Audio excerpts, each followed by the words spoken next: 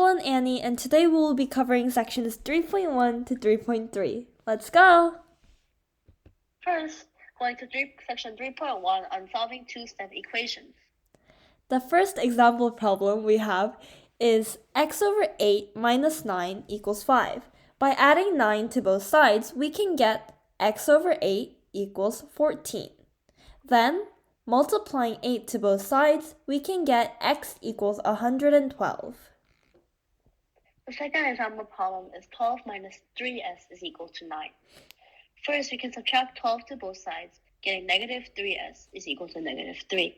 Next, by dividing negative 3 from both sides, we get the final product of s is equal to 1. The third example problem for this section is negative 7 equals y over 4 minus 12. By adding negative 12 to both sides, we can get 5 equals y over 4. Then, by multiplying 4 to both sides, we can get y equals 20. Next, moving on to section 3.2 on solving equations having like terms and parentheses. The first example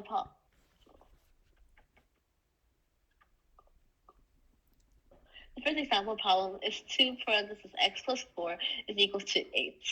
We can use the distributive property to multiply 2 parentheses x plus 4, close parentheses, which is 2x plus 8 is equal to 8.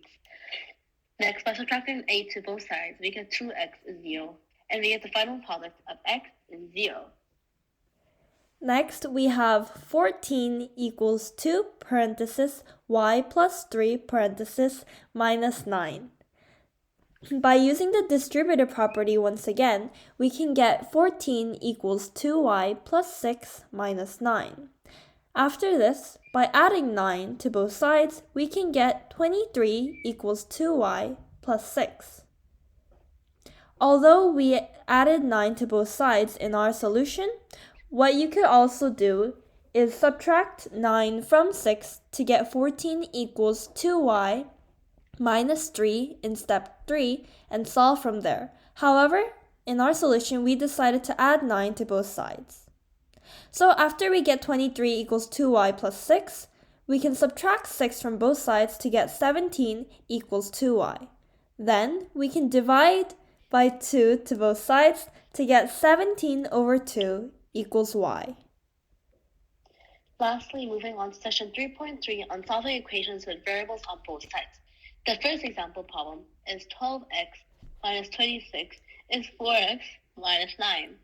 First, we can add 26 to both sides, and we get 17 on the right side. And by subtracting 4x from both sides, we get 8x equals 17.